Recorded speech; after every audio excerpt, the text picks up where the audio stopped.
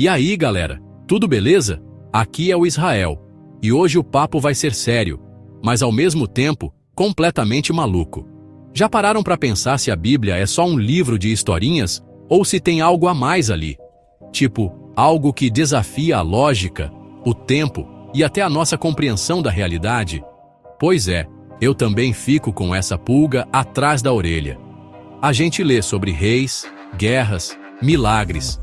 Mas e se algumas dessas palavras, escritas há milhares de anos, tivessem previsto o futuro com uma exatidão de arrepiar? É exatamente sobre isso que a gente vai falar. Hoje vamos conhecer 5 profecias bíblicas que se cumpriram com uma precisão impressionante. Não estou falando de previsões vagas tipo horóscopo. Não. Estou falando de detalhes específicos, nomes de cidades, impérios, prazos de tempo, eventos que só aconteceriam séculos depois. É o tipo de coisa que faz até o maior dos céticos parar e pensar: peraí, como é que eles sabiam disso? Então, se prepara aí, pega sua água ou seu suco de caju, você que manda, e fica comigo até o final, porque eu garanto que sua mente vai dar um nó. Vamos analisar juntos esses textos antigos e a história que veio depois, para ver se essa conexão é só coincidência ou se existe algo muito maior por trás de tudo isso. Vai ser uma viagem no tempo e na história que você não vai querer perder. Bora lá? A primeira profecia da nossa lista é simplesmente bizarra de tão específica. Imagina um profeta, um cara chamado Ezequiel, chegando lá por volta de 587 a.C., e falando sobre a cidade de Tiro. Tiro não era qualquer vilarejo, não. Era uma potência, uma cidade costeira fenícia, super rica, com um comércio marítimo que dominava o Mediterrâneo. E aí, no meio do auge da cidade, Ezequiel chega e solta a braba, registrada lá no livro de Ezequiel, capítulo 26. Ele diz que muitas nações viriam contra Tiro, que seus muros seriam destruídos, e o mais louco, que eles raspariam o seu pó e fariam dela uma rocha nua, um lugar para estender redes de pesca. A profecia vai além, dizendo que as pedras, a madeira e até o entulho da cidade seriam lançados no meio do mar. Parece um exagero poético, né? Mas é aí que a história fica sinistra. Primeiro veio Nabucodonosor, rei da Babilônia, que sitiou a parte continental de Tiro por 13 anos e a destruiu. Mas a galera de Tiro era esperta e tinha uma fortaleza numa ilha, a quase 1 quilômetro da costa. A profecia parecia cumprida pela metade. Só que aí, mais de 250 anos depois, em 332 a.C., surge um cara que vocês conhecem: Alexandre, o Grande. Ele queria conquistar a ilha, mas não tinha uma marinha forte o suficiente. O que ele fez? Ele literalmente raspou as ruínas da cidade antiga, as pedras, a madeira, o entulho, tudo, e jogou no mar para construir uma ponte até a ilha. Ele cumpriu, sem saber, a profecia ao pé da letra, transformando o local numa rocha nua. Agora vamos para uma profecia que envolve um prazo, o que deixa tudo ainda mais específico e difícil de ser só sorte. Estamos falando do profeta Jeremias. Ele viveu numa época de muita treta para o reino de Judá, com o Império Babilônico crescendo e ameaçando todo mundo. Enquanto outros profetas diziam: fica tranquilo, vai dar tudo certo, Jeremias foi o mensageiro da má notícia. Ele avisou, repetidamente, que por causa da desobediência do povo, eles seriam conquistados pela Babilônia e levados como cativos. E ele não parou por aí. Ele deu o prazo da punição. No livro de Jeremias, capítulo 25, ele diz claramente que toda a terra se tornaria uma desolação e que essas nações serviriam ao rei da Babilônia por 70 anos. 70! Não foi por muito tempo, ou por algumas gerações. Foi um número cravado, 70 anos. E o que aconteceu? Em 605 a.C., Nabucodonosor invade Jerusalém e leva a primeira leva de cativos, incluindo o profeta Daniel. O cativeiro se intensifica com outras deportações, até a destruição final do templo em 586 a.C. O povo ficou exilado na Babilônia, exatamente como Jeremias previu. E o fim do exílio. Em 539 a.C., Ciro, o Grande, da Pérsia, conquista a Babilônia, e no ano seguinte, ele emite um decreto permitindo que os judeus voltem para sua terra e reconstruam o templo. A conta fecha de forma assustadora, batendo quase exatamente nos 70 anos previstos. Essa aqui é uma das profecias mais famosas, e por um bom motivo. Ela conecta o Antigo e o Novo Testamento de uma forma direta, como uma ponte.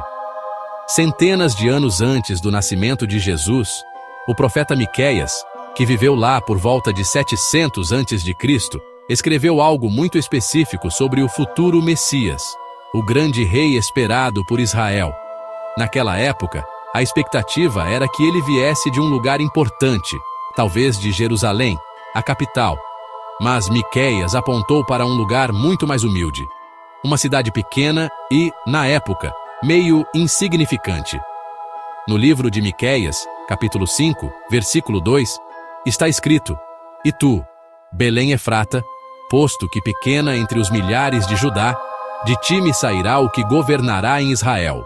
A profecia dizia, com todas as letras, que o futuro líder nasceria na pequena cidade de Belém. Agora, avança o relógio uns 700 anos. O Novo Testamento, nos evangelhos de Mateus e Lucas, conta a história. Maria e José viviam em Nazaré, na Galileia, bem longe de Belém. Mas por causa de um censo decretado pelo imperador romano, César Augusto, eles foram obrigados a viajar para a cidade de origem de sua família, que era, adivinha? Belém. E foi lá, naquela cidadezinha, que Jesus nasceu, cumprindo uma profecia escrita 7 séculos antes. Se as profecias anteriores já te deixaram de cabelo em pé, essa aqui é de outro nível, porque foi feita pelo próprio Jesus.